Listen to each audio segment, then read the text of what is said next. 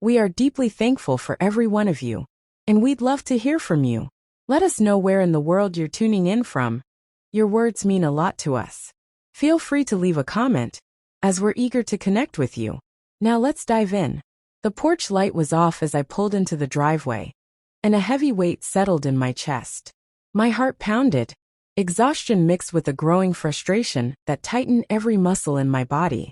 It wasn't unusual anymore. Emma had been distant for months. Nights out with friends, countless excuses, and a wall of secrecy that left me constantly on edge. I stepped into the house, and silence greeted me like an old adversary.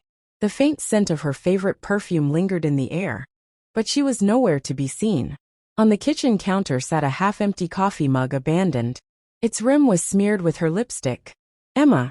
My voice echoed through the empty rooms, but there was no reply. I moved toward the living room, where the glow of her phone screen illuminated the couch. I froze as a text notification flashed across the screen. "Can't wait to see you again tonight." It was incredible.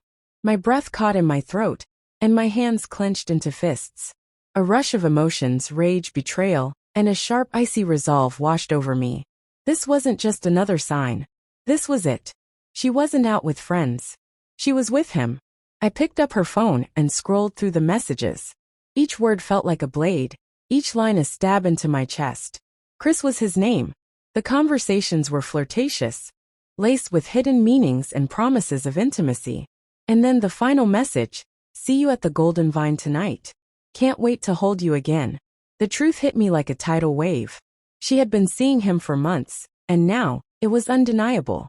I had been her constant for years, the one who supported her through every storm, the one who believed in us. But now she had thrown it all away. But I wouldn't let her destroy me. Not without consequences. A plan began to form in my mind, sharp and unyielding. If she wanted to gamble with our life together, she would learn the hard way that some losses are irreversible. I reached for the stack of papers I had been preparing for months. The divorce documents. Alongside them, a detailed ledger of every financial safeguard I had set in place to ensure that when this day came, I wouldn't be left with nothing. This wasn't about saving our marriage anymore. This was about saving myself, and showing her exactly what she had lost. The night passed in a blur of action, fueled by adrenaline and simmering anger. Every step had to be calculated, meticulous. Emotions couldn't cloud my judgment. If she had decided I wasn't worth her loyalty, she would face the consequences. The first step was simple. I placed the divorce papers on the kitchen counter, next to a velvet box containing her engagement ring. Beneath them, I laid a handwritten letter, each word deliberate, reflecting my pain and the resolve that had hardened within me. "Emma, for years, I have loved you in ways words can't express. I've supported you, believed in you, and hoped you would choose us over fleeting distractions. But love is not enough without respect and commitment. Your actions have shown me where your priorities lie. I won't beg you to change. If you still want a life with me, you know where to find me. I'll be waiting at Pinewood Suites, room 304, until 5 p.m. this Friday. If you don't show, I'll know we're done. The papers are final. Think carefully before you make your choice. Luke." Once the letter was in place, I turned my focus to securing my future. The financial safeguards I had set up were activated. Joint accounts were closed, assets moved to untouchable accounts, and every shared subscription tied to my name was canceled. If Emma wanted freedom, she would have it, but not at my expense. By morning, I was checked into the Pinewood Suites, the weight of my actions settling over me. Despite everything, a small part of me still hoped she'd come. I'd given her the choice, a chance to meet me halfway, even after everything. But as the hours passed, my hope began to fade. Friday arrived. The clock in my hotel room seemed to slow with each tick. At 4:30 p.m., I sat by the window, staring out at the street below. Was she coming? Did she even care enough to try? By 5:30, it was clear she wasn't coming. I stood, all the anger and sadness boiling to the surface, but there was no more hesitation. She had made her decision. Now it was time for me to move on. I left the hotel and returned to our now empty house.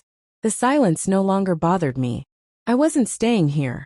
The realtor had already been contacted, and the house would be listed within days.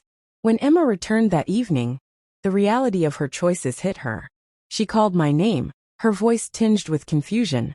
But when she saw the letter, the papers, and the empty spaces where my things had once been, I watched from my car, parked down the street, waiting to see her reaction.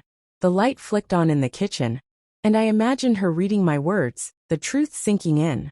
She crumpled the letter in her hand, her shoulders tense with either anger or disbelief. I drove away, leaving her to face the silence of the life she had chosen. The next few weeks were a whirlwind. Divorce proceedings began immediately. My lawyer, Sarah, was relentless, and the safeguards I had set in place were airtight. During our first court appearance, Emma tried to paint herself as a victim, claiming she was overwhelmed and needed an escape from our routine life. But Sarah dismantled her arguments with surgical precision. She presented evidence of Emma's infidelity, financial irresponsibility, hotel receipts, text messages, witness testimonies, all painted an undeniable picture of betrayal. Emma's attorney tried to challenge the admissibility of the evidence, but it was futile. I saw the realization settle on her face. For the first time, she looked at me with something other than defiance, regret, guilt. It didn't matter. As the legal battles continued, I began to rebuild my life. I moved into a new apartment closer to the city. I focused on my career, reconnecting with friends I had neglected during our marriage. Every step forward felt like shedding a layer of pain, leaving me lighter, stronger. Meanwhile, Emma's life seemed to unravel. Mutual friends began distancing themselves from her. Whispers of her choices followed her everywhere. She tried to maintain her composure at work, but the cracks were showing. Months after the divorce was finalized, I ran into her at a coffee shop. She looked different. The vibrant woman I once loved now seemed weary. Her eyes carried a weight I couldn't ignore. "Luke," she said softly, her voice lacking its usual spark. I nodded, keeping my response curt. "Emma." She hesitated, searching for the right words. I wanted to say I'm sorry for everything." I studied her for a moment, torn between the urge to lash out and the part of me that had already moved on. I finally nodded. "I hope you find what you're looking for." As I walked away, a wave of closure washed over me. She had made her choices. I had made mine. Days turned into weeks, and life began to feel normal again. The wounds of betrayal had left permanent scars, but I channeled my energy into my work, diving into long hours and ambitious projects. The distraction was welcome, but more than that, it was about building a new life for myself. Yet, as I moved forward, there were fleeting moments when the past would creep in. Quiet evenings would bring echoes of Emma's laughter, the warmth we'd once shared, and the promises we'd made to one another. It felt like standing before the ruins of a house you once called home. The foundation's still there, but everything else reduced to rubble. I had to remind myself, though, that Emma wasn't the woman I had believed her to be. The betrayal wasn't a mistake or a fleeting lapse in judgment. It was a series of choices she'd made, over and over again. Each lie, each moment where she prioritized her selfish desires over our marriage, was another nail driven into the coffin of our relationship. One afternoon, while going through old boxes of mementos, I stumbled upon a collection of photographs from our early years together. A younger version of myself smiled back at me, standing beside Emma on a cliff during a road trip we'd taken. I recalled the day vividly, her teasing me about my fear of heights, the sound of her laughter echoing across the canyon. And it struck me then, how much I had romanticized those memories. How blind I had been to the cracks that existed even then. Emma had always been restless, chasing thrills and validation in ways that left me scrambling to keep up. I thought I could be her anchor, but she had been searching for a different kind of escape. As I placed the photos back into the box, I felt something shift inside me, a release. Those moments were no longer chains binding me to the past. They were simply echoes of a life that no longer defined me. Months later, I heard through mutual friends that Emma was struggling. She had moved into a small apartment in the city, and whispers circulated about her difficulties at work. Her once vibrant social life had dwindled, and she seemed adrift. Part of me wanted to feel vindicated, to revel in the fact that her choices had led her to this. But instead, I felt something entirely unexpected. Pity. She had thrown away everything we had built together, only to find herself more alone than ever.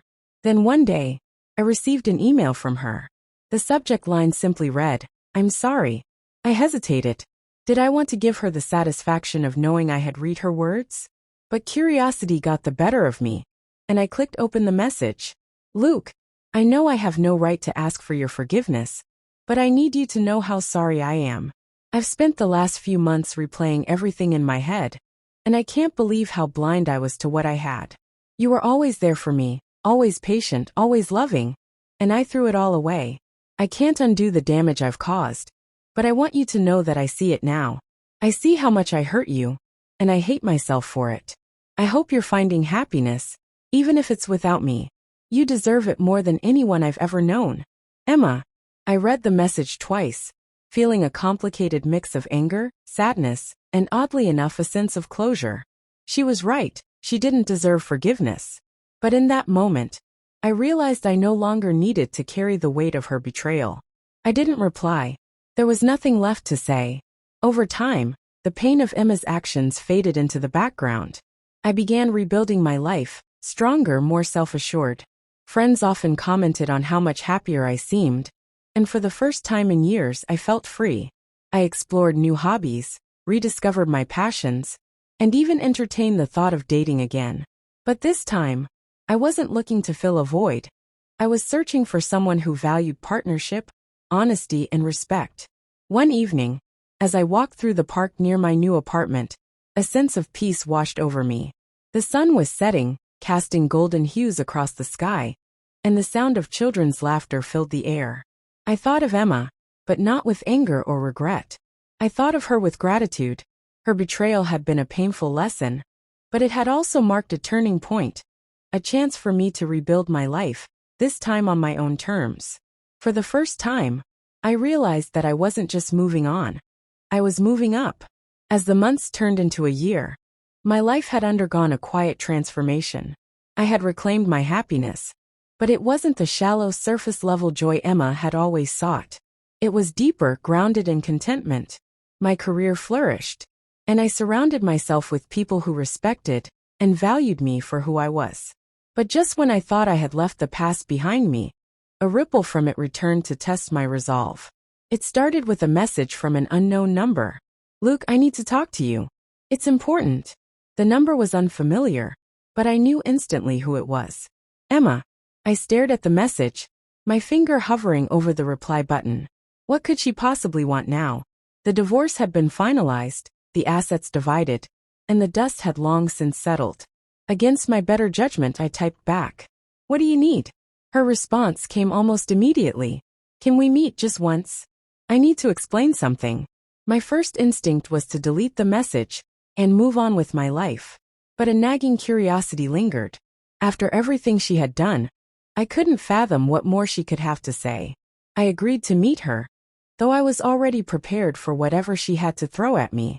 We met at a small cafe on the outskirts of the city, neutral ground that neither of us had frequented before. When I arrived, Emma was already there, sitting at a table by the window. She looked different.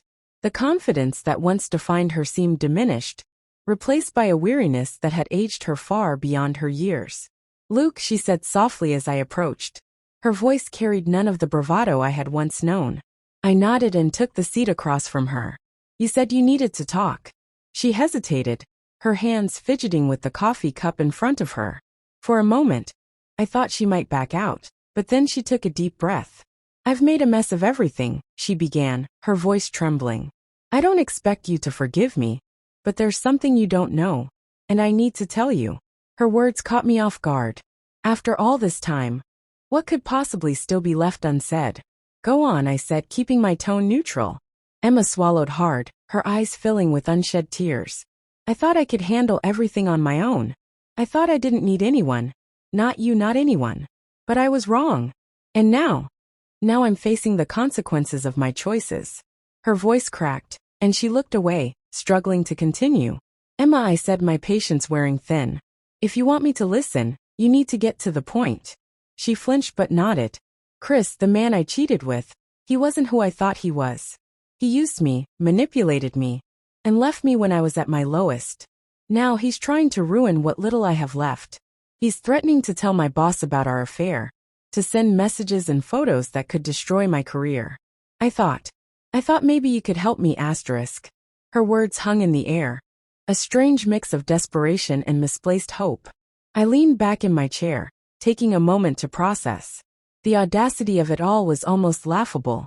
After everything she had done, after shattering our marriage and betraying my trust, she wanted me to clean up the mess she had made?